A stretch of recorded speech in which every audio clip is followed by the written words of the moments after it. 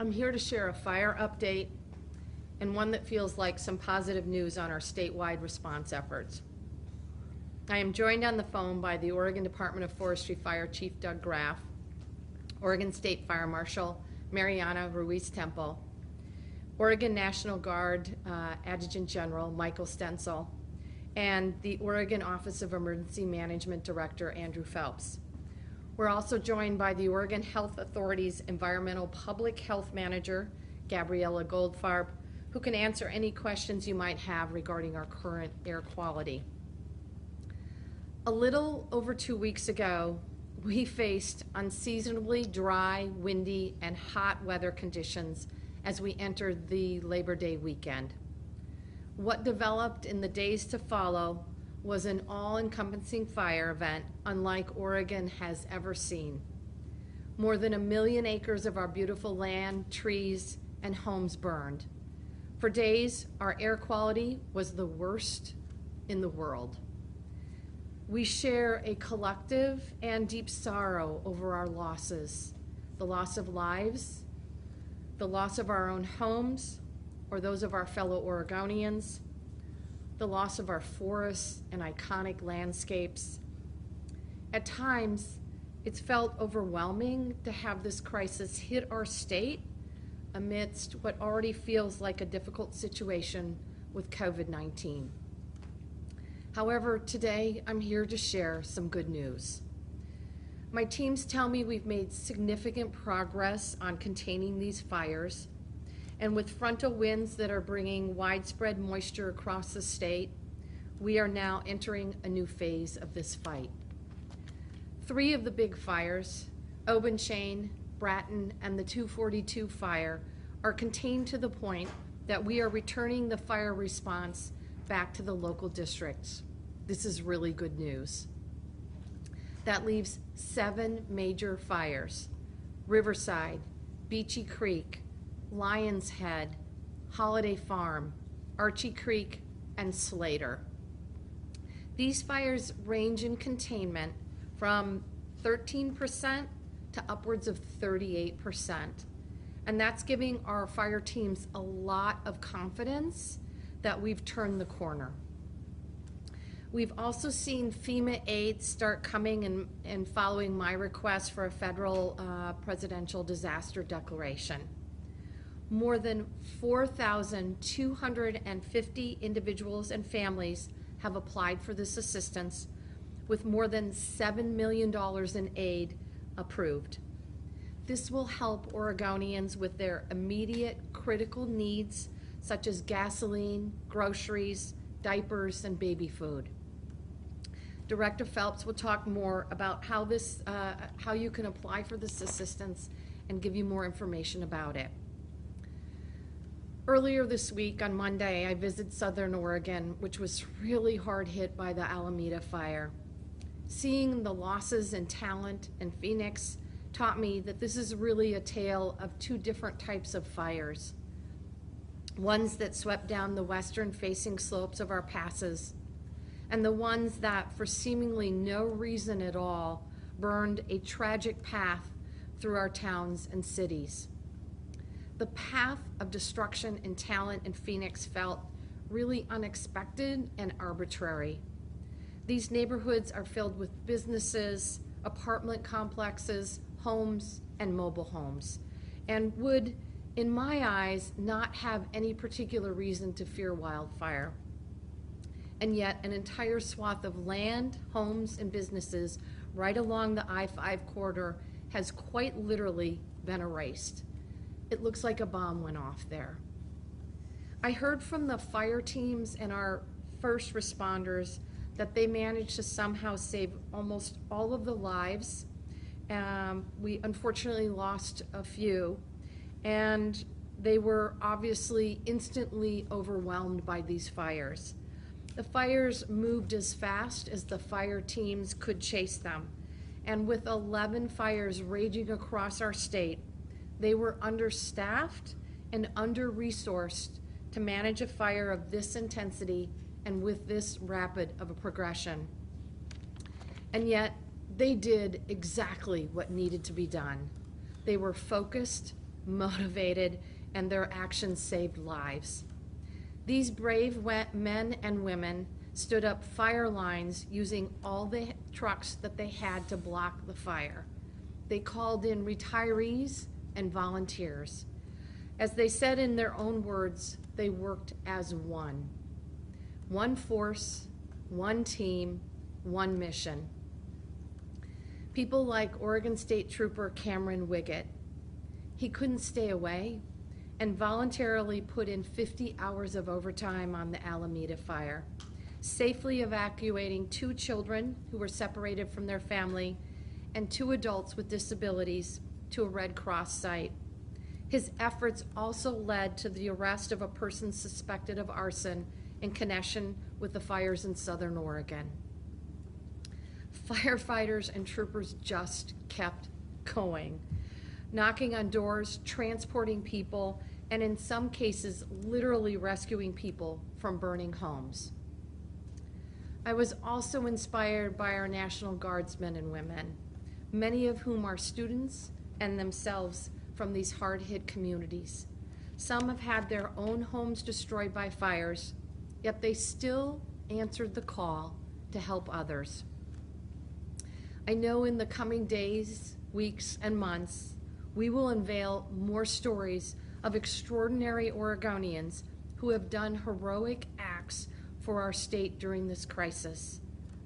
I offer my gratitude to each and every Oregonian who put their lives on the line to save others. Thank you. As we pivot from the urgent nature of this disaster response toward recovery, I want to acknowledge as well that the coming days, weeks, and months will also be very challenging. I am here with you, and I will continue to fight for every tool and resource to help Oregonians rebuild.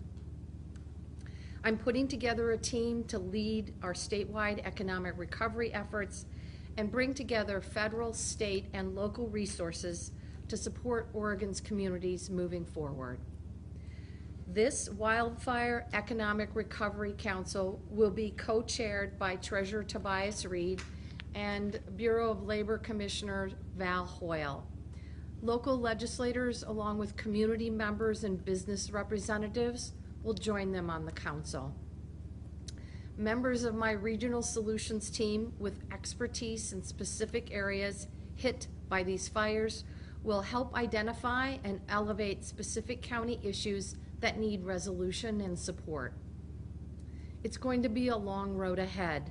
I don't want to sugarcoat that, but we're putting our best and brightest at it and bringing all the resources we have to bear. In the very early days of these fires, we expected incredible losses, and we had them. But fortunately, the loss of life has been much less than we expected. The mobile morgue that the Oregon Police set up has been demobilized. The urban search and rescue teams that FEMA sent in have also been demobilized. The fact that more people did not lose their lives during this incredible fire event is a testament to the heroic efforts of federal, state, and local first responders, many of them volunteers, and also to the neighbors who checked on one another and helped their neighbors evacuate.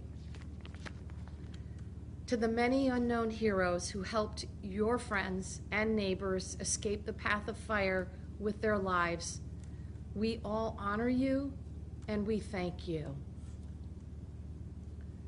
Wildfire completely alters a landscape, and Oregon and all of us who call this place home have been absolutely changed by this experience.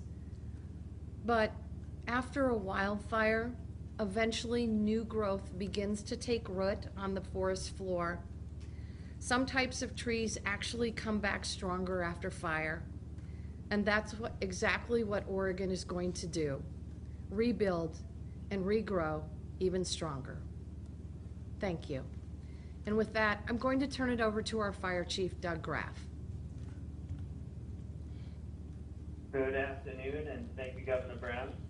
Today I'll speak a little bit to what we're looking at in the next 72 hours relative to weather conditions.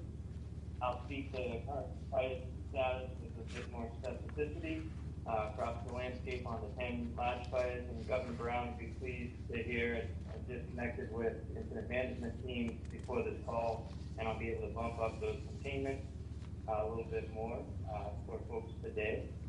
And I also want to spend a little bit of time talking about containment and the turn back to the district and speak to really what that means to take some of the mystery out of the fire terms we use and I've been hearing over the past several weeks. I'll close with answering a few of the most frequent questions that are coming into our office lately, and that's relative to fire stats and power lines, and then what's the cost of this fire season. I'll close with those 2 points. So to begin, as the governor highlighted, really good conditions come our way relative to rain over the next 72 hours, and that's only going to be helpful for us to hold these lines and continue to improve these control lines and up the containment and confidence in holding these lines across the state, specifically west of the Cascades. It's looking like most of the rain will be falling there. That's really where we need it, and upwards of 2 inches possibly in the Riverside, Beachy, and Lions Head fires, and that's exactly where we need some support from that moisture. It's not aggressively rolling over the crest of the Cascades, unfortunately, but the majority of it on the west side is in the range to 1 inch to 2 inches over the next 72 hours. It's not going to be as aggressive as we'd like to see in the southern third of Oregon relative to rain accumulations, but we will see cooler temperatures and an increase in relative humidity. So specifically, the slate of fire has limited rain, what we're expecting on that over the next 72 hours. Relative to fire status, the governor's absolutely right. There's a number of fires that we're able to turn back to the districts. And the containment on these fires, the Bratton fire out of Paisley, is 87% contained. 242 fire is 95% contained. That's out of Chillicothe. And then South Overchain fire, 80% contained out of Medford. The containment on these fires is an expression of how confident we are that these fires will remain within their control line. So that containment rises every day as we exercise resources, dig lines, and reestablish and reinforce control lines.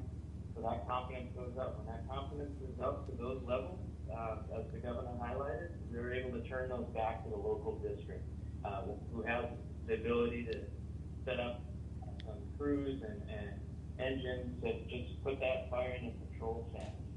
Our job from here forward when we turn it back to the district is to make sure it stays within those control lines. So the local folks are going to be controlling those lines, but it will not take the amount of resources that we have on them now to control those lines. So really positive, and those 3 fires are turning back to the district this week.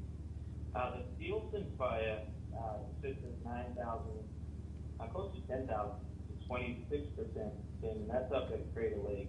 I expect that fire to be around a little bit tougher country. It's this high country that we've got to push crews into, take some more time to bump up that containment confidence that we're going to hold it. But this weather is going to be really helpful for that fire, and frankly, I don't expect it to move on us too much. So that leaves us with, as the governor highlighted, 7 large fires left on the landscape. And I've heard the term, and I think we've all heard this, of mega fires. Fires over 100,000 acres each on the landscape, and these ones we expect to be with us until the heavy rain, consistently fall.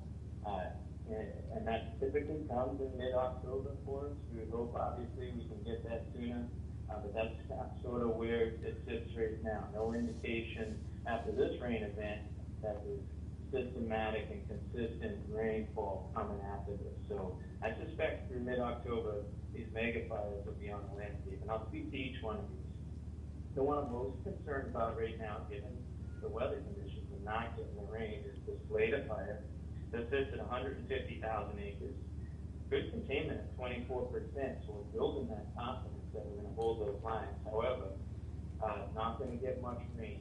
So that's going to be our one to really watch and make sure we have the resources and hold those lines where we have them. Moving north to Ashley Creek fire, 131,000 acres, 52% contained. So Governor, that's one, just speaking with managers this midday, gaining a lot of confidence. We're going to get moisture on this fire, so feeling a lot of confidence there moving forward. Holiday Farm fire, 170,000 acres, 27% contained. The Beachy Creek fire at 192,000 acres, 46% contained. So these are recent numbers given last night's work, given the cooler temperatures that night, the shorter days. We're going to see that confidence in that containment level continue to rise. So really excited about these numbers. Lion Fed, 203,000 acres at 15% containment, and that's a reflection that much of that fire sits on the east side of the crest of the Cascades, and it's been in that drier climate in the warm springs. So we'd like to see more rain on that east side. We're hoping for that. We'll see what happens over the next 72 hours, and that would certainly help bumping up that confidence that we're going to hold it within those control lines. Riverside bumped up today to 31% containment, and that's 138,000 acres. It's hard for me to articulate and understand what we have on the land. We see six fires over 100,000 acres across the landscape. The amount of work that we have collectively done as Oregonians and all the help that has come across the nation is profound. We're talking well over 1,000 miles of control lines established across these fires. I can't thank enough all the coordinated effort. In particular, to just highlight, we can't do this work without the Oregonians, the landowners, range landowners who provide the equipment that we need to establish these control lines, the contractors. I've got 340 pieces of private equipment that bring to bear to help control these lines, 160 contract crews, and 58 aviation assets in hand available to support control lines, and they have been doing an outstanding job working with all other volunteers and cooperators. I'll close today with the frequent questions. So there's been a lot of questions coming into the office relative to what started the fires and are the power lines related. So there have been first-hand accounts of fires being started by downed or damaged power lines that have been noted in the media and come into our office, including our own fire teams that battled fires in Gates December 7th that started when trees down power lines in our own fire camp and ultimately ran us out of fire camp. With that said, an official origin and cause must be determined by trained investigators conducting an official fire investigation. The Oregon Department of Forestry, Office of the State Fire Marshal, and Federal Wildland Fire Partners are currently engaged in official investigations to determine origin and cause from all the September 7th fires, and frankly, that's our charge by the legislature to determine origin and cause on all fires on our jurisdiction. This is an interagency coordination effort, typical when fires burn across multiple jurisdictions as we have in this environment. Once origin and cause are officially determined, we establish responsible parties and liability under the advisement of the Department of Justice. We understand how important this information is to the public, and we will share official investigation status updates when we can. The second question that's come into our office frequently is the cost of fire season to date, and are we going to initiate the Lloyd's of London insurance policy? ODF protects approximately 16 million acres of private and public forest land and grazing land. For fire season 2020, we're estimating gross suppression costs on ODF protected lands at approximately $78 million at this time.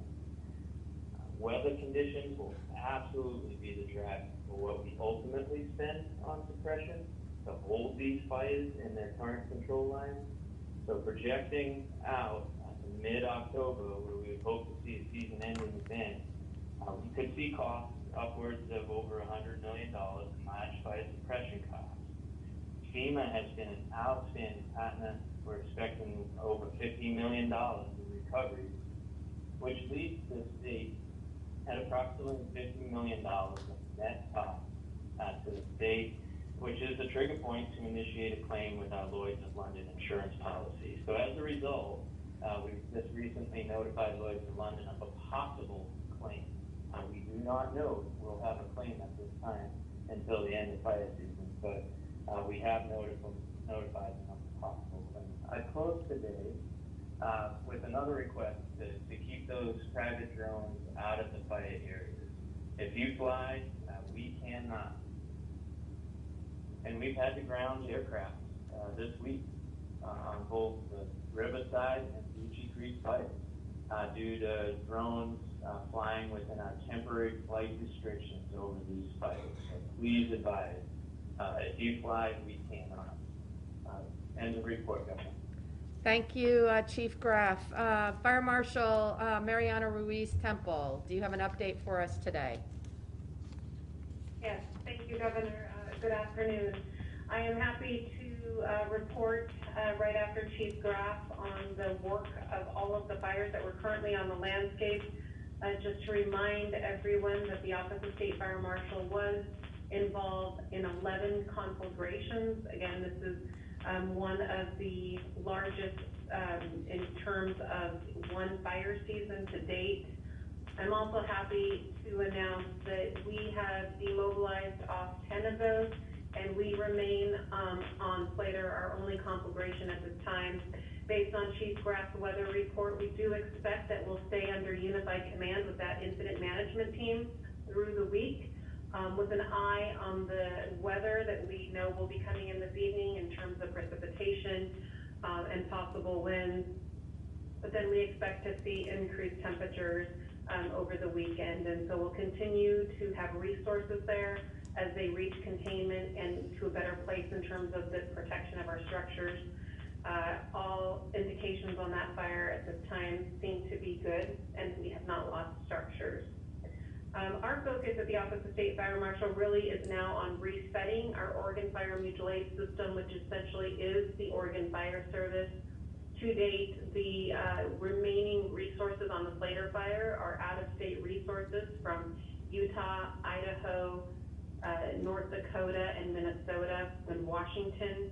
And we're in a good place in terms of the resources available to the state should we see new fire starts.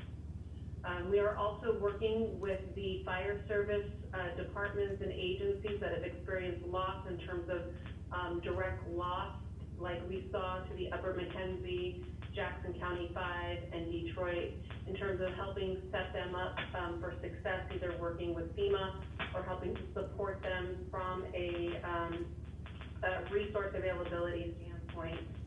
And then we stand by to serve any other needs that come up in the future, and assisting, as Chief Graff said, on these origin and cause task forces.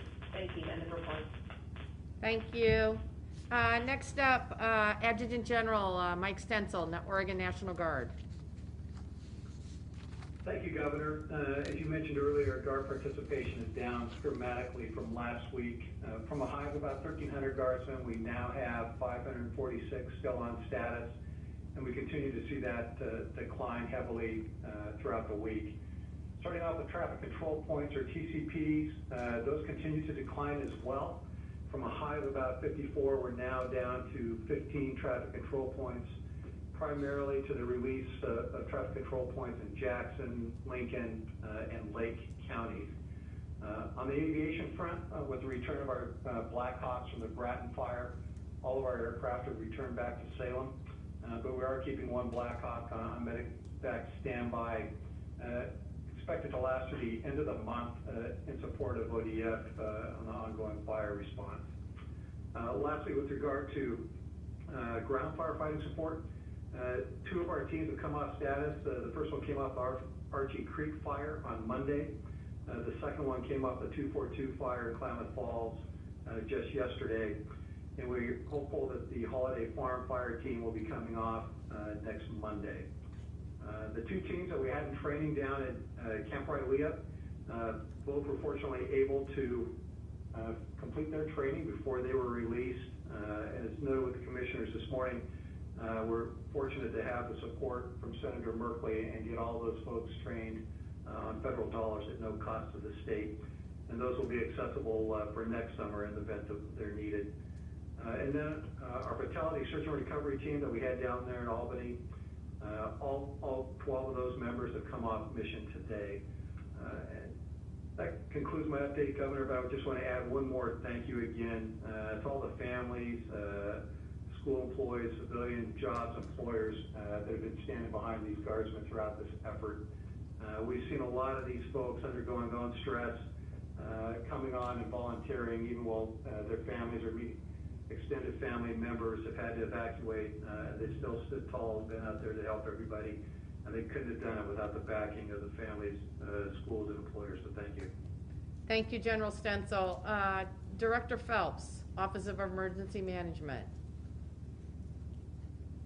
Good afternoon. Thank you, Governor. Thanks for our media partners for continuing to help get some really important information out to the public who've been so impacted by these fires statewide.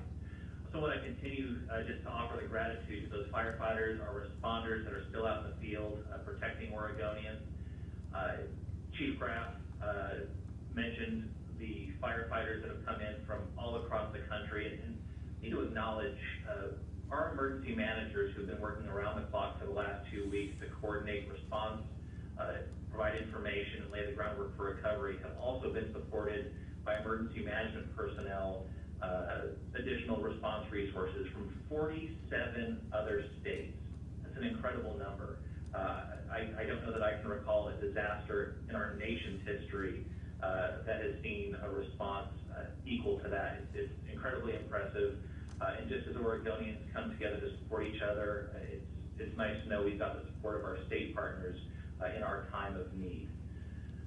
I also want to note we've seen disasters across Oregon in the past: floods, other fires, earthquakes, tornadoes, winter storms, but we've never experienced anything like this. And as we're going to pull together as a state, it's just critically important that Oregonians know we've got the strength of the nation behind us as well. Governor Brown mentioned the 4,200 folks that have applied for FEMA assistance.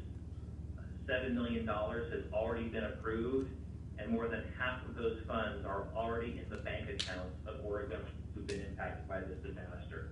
That helps to initiate recovery and ensure those folks have what they need to take care of themselves and their families in the immediate aftermath of this disaster. The American Red Cross and the Oregon Department of Human Services continue widespread mass care operations. We have over 73 hotels and motels engaged in providing over 1,100 rooms for 2,200 Oregonians to have a safe place to stay at night. I want to emphasize hotel and motel rooms are an important part of our ongoing mass care strategy, but it's a temporary solution. We'll continue to partner with the Red Cross, our federal partners, and our state partners in support of local government to ensure Oregonians who've been displaced by this disaster have a safe place. We've been able to engage with our federal partners and the Oregon Disaster Housing Task Force to conduct an environmental scan of available housing in these disaster-impacted areas. We know most of our communities that have been impacted have a 2 to 3% vacancy rate.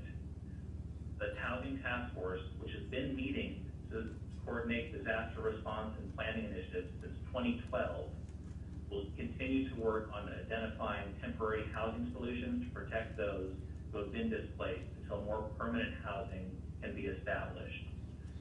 We've lost a lot in these disasters, but we continue to prioritize safety.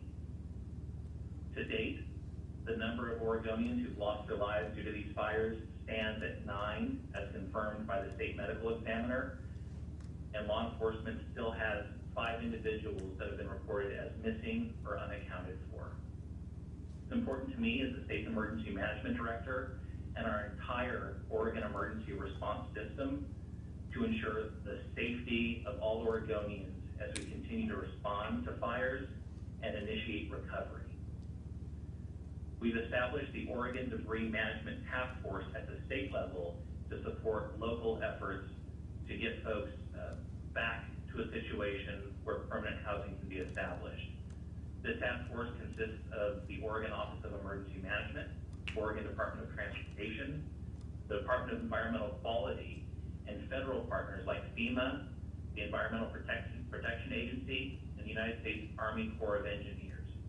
This task force is guided to ensure the right people have the right access to resources to help individuals, the families, and the communities that have been impacted by these fires. We'll continue to partner with counties because they know what is needed in their communities. The goal of this task force is to ensure state resources can be leveraged and that we maximize federal investment in our recovery. I know Oregonians are anxious to pitch in and get to work. It's what we do when we have bad days. But we need to be safe and deliberate about how we clear things like hazardous materials that are being found on our private property and home sites that have been impacted by fires. Things like propane tanks, air quality issues, paint, household cleaners, those all pose a threat to these home sites that have been lost due to the fire. An immediate threat to health and safety as well as long-term health impacts. We also need to ensure that the infrastructure exists to support Oregonians as they begin to return home. This includes water and wastewater infrastructure, energy and other utilities, communication services, and perhaps most importantly, emergency management and response services. We don't want folks returning to communities if we can't provide basic law enforcement, fire, and EMS support to those communities. I want to close by reminding Oregonians to continue to apply for FEMA assistance through individual assistance websites. We've heard reports that Oregonians who have applied have received notices that they've been denied or deemed ineligible for FEMA assistance. When you receive those denials or those ineligibility notices, it will have information about the appeal process. If you receive a denial, please follow the appeal process. Very often, folks are deemed ineligible because they missed a signature someplace or had an incorrect date. It's critical that Oregonians continue to follow the process and receive every bit of federal assistance that's available. It can be frustrating. I get it. But when we bring FEMA in to help us respond and recover, there are processes in place. And I just can't say enough about how important it is that we stick with it. We want to get resources out to the communities via our multi-agency resource centers, continue to guide folks through that process, and ensure every bit of funding that's eligible for Oregonians to get them back on their feet is being taken advantage of. That concludes my prepared remarks, and I'll turn it back over to you, Governor. Thank you. Thank you, Director Phelps. I think we're ready for questions at this point in time. Thanks, Governor. Looks like we just have a few people on the line to ask questions today. For the reporters listening, please go ahead and press 0 to ask a question. We'll start out with Dan Tilkin with Point 6. Hello, Governor. Thank you. The Beachy Creek fire started back on August 16th and been burning several weeks before the major wind event. We have heard from several people who the fire could have been put out when it was 5 to 10 acres before the major wind event was allowed to burn. And then we're told it became too dangerous for crews to battle it with the high winds. Can you please comment on this? What resources were put on this fire ahead of the wind? Was there anything that could have been done differently? Thank you, Dan, and I will let Chief Graff speak to specifics, but I will tell you from my perspective, particularly following the Chetco Bar fire down on the southern Oregon coast, when we had an early burning fire that exploded 4 weeks later. We have been working very hard with our federal partners to make sure that we are putting these fires out so they don't cause problems down the road. My understanding of the Beachy Creek fire is that in working with our federal partners, folks worked extremely hard under very difficult circumstances to contain the fire and put it out, from bringing in hotshot crews who said that the terrain was too steep, to the challenge with flame retardant because it was in a wilderness area. So I think there were extensive efforts. I think the conditions were extremely challenging. And with that, I'll turn it over to Chief Graff. Governor Brown, I think that's a fair assessment. The only thing I might add, other additional assets that I understand were brought to bear in the early days is repellers were pulled in to see if they could land safely into that deep, decadent, old growth, heavy timber, and that was deemed unsafe. And then smoke jumpers also looked at getting in there and were unable to do that. I know the U.S. Forest Service did hike in on several occasions, the hot shots, as the governor mentioned, to assess the situation, and given the extremely steep terrain, had difficulty finding safe places to engage in that fire. So the strategy was to check it as best they could relative to the growth with aircraft as the safest operational pathway. And I understand that's where they put their energy for the most part. But officially, I think the Forest Service is the right place to ask that question and understand the posture on their strategies. If I could ask a follow-up question, do you know how much old growth timber forest has been lost? Doug Graff here. I do not know at this point. We're tracking closely overall data points, of course, the numbers of acres, and we're well over about 1.1 million acres burned to date. In this weather event, well over 970,000 acres. We're approaching 1 million acres just in this weather event itself. On ODF protected lands, we have never experienced this amount of burned acres. We're sitting at 534,000 acres on ODF protected lands. The other lands would be, there's a lot of Forest Service that makes up the other 500,000 acres out there. BLM, the Warm Springs, and then of course we've got some range fires on private lands, etc. Specific to how much old growth is there, I wouldn't have that at this time. Thanks, Dan. Next up we have Aaron Ross with ODB. Go ahead, Aaron.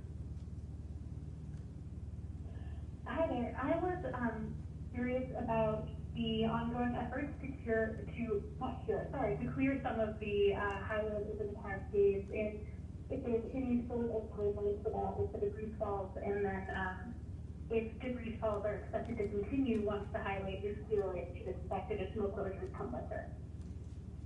Director Phelps, Chief Graff, does either one of you want to take that question? And I only caught a part of it, so Aaron, we may need some help here. Hey, Governor. Thank you. Sorry about that. This is Andrew Phelps, Oregon OEM. I'll take the initial stab at this. I do know that ODOT is actively working to clear the highways that have been impacted by downed trees and the fire-related debris, but I also know that there's still significant safety and access issues with utility lines and fire in the area. With that, I'll turn it over to Chief Graff for any additional. Director Phelps, that's accurate. Primary in the mission and our focus is open up the main arteries, the highways. Then we'll look at tertiary roads, and the incident management teams in place coordinating with ODOT and ODOT's contractors to help expand that access. The risk remains. Trees that have been damaged or weakened from fire in the root system continue to fall, and it is dangerous. So we're clearing deep off of those highways and off the tertiary road systems. So encourage people to be cognizant of the depth of fire and intensity in the area, and be suspect, if you will, of trees in and around structures, and ask for professional assistance relative to identifying those hazards as we move there. Overall, we're pretty hard much of the areas we can, and there's a lot of ground to cover. Thank you. So, for the second half, since I think that was missed, given the damage to the hillsides and slopes surrounding these highways, should we expect additional road closures come winter due to freefall? Doug Graff here, and I can speak to the beginnings of this. We did hear a report from ODOT. It certainly is a concern. Debris flow is absolutely a possibility. Once we take and remove the fire burn canopy off that landscape, there's higher risk for flow because of the damaged trees and root systems. So we're certainly watching for that. There'll be areas where it's more likely in steep draws, and certainly we'll be watching for that. But debris flows are certainly potential coming out of these fire burned areas. And Aaron, This is Andrew Phelps. Okay. Go ahead, Director Phelps. Thank you, Governor. Just to flip stomp and emphasize that point there, we certainly would expect, just like we saw in Eagle Creek with Interstate 84, the challenges of fires burning on those steep hillsides adjacent to roads. But I want to be cognizant of the fact that you could live downriver, downstream from some of these burned areas, and that will also increase the flash flood risk. So if you live, work, travel adjacent to water, and I think all Oregonians probably do, make sure that you're staying in tune with the National Weather Service on rain warnings, flood warnings and watches, and that you kind of have that lens as you're planning trips, if you're traveling around, and if you certainly live near waterways. The threat in a lot of our communities is going to be significant due to increased flows in our rivers, especially after rainstorms. Thank you. Thanks, Aaron. Next up, we have Gary Warner with EO Media. Go ahead, Gary. Yes, hi, Governor. We kind of had a disaster on top of a pandemic during the fires. There was problems with testing and the accuracy of numbers that the state was reporting. We're seeing nationwide a spike in COVID-19 cases, 13% increase according to the New York Times, including a 19% increase in Oregon over the 14-day rolling period. Do you feel like the state has a handle on what's going on with COVID, and how would you assess the current COVID situation in Oregon? Thank you, Gary. I don't know where we stand nationally, but Oregon, because of the tremendous sacrifices of folks across the state, has remained one of those states with the lowest infection rates. However, we are being challenged by a couple of things right now, as you mentioned. I don't think we've ever had a global pandemic with a historic wildfire season. And I think it is fair to say that given the challenges that a number of Oregon families faced, from the Santiam Canyon to Talent and Phoenix in Southern Oregon to Lincoln City, that folks many of us are seeking shelter with family and friends, couch surfing,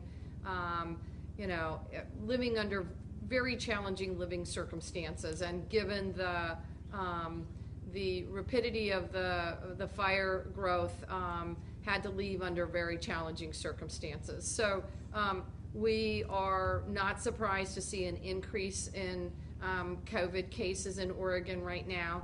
You will also note that we are roughly 2.5 weeks beyond a Labor Day weekend. And we have seen in the past, whether it was Mother's Day or 4th of July, that case counts have gone up following holidays, because we all want to celebrate with our family and friends. And I think when we are with people that we know and love, we let our guard down. We are less likely to wear masks. We are less likely to watch our physical distances, and we are less likely to, I hope not less likely to do our personal hygiene, washing our hands. But that's the reality of the situation. So we are watching the numbers very closely, obviously concerned. And I just want to take the opportunity to call upon Oregonians to double down on your efforts to protect yourself, protect your family members, protect your community members. It is going to get more challenging as we move into the fall weather, and likely see more rain, and we're going to be stuck indoors.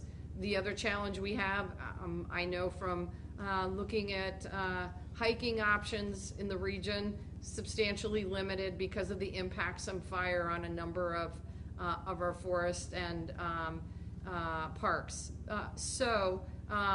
That's why at the state level, we're working really hard to step up our efforts and make sure we're connecting the dots around contact tracing, quarantine and isolation services for people who have been impacted by COVID, as well as making sure that we are providing wraparound services.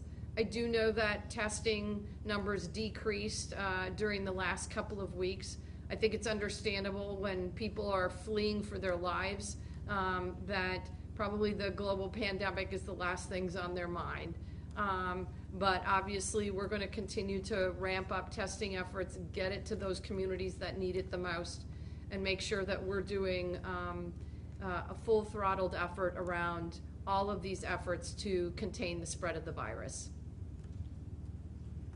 Thank you for that answer. Thanks, Gary. Last question we have today is from Dick Hughes. Go ahead, Dick. Thank you very much for doing this. Governor, following up on Gary's question, we have a collision of several things going on, the wildfires, the pandemic, and yet a very upbeat economic and revenue forecast today, at least for the current biennium.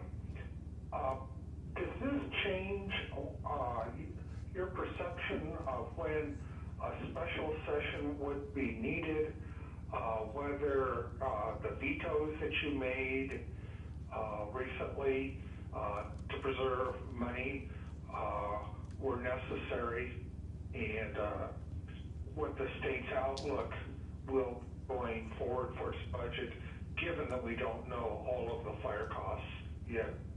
So, in short, Dick, you asked a lot of questions in that. I'll try and respond to most of them. First of all, our revenue forecast is up both for this biennium and next biennium. And to that, I can say hallelujah. We needed some good news. And I think our hope in an additional COVID relief package at the federal level is waning, at least mine is.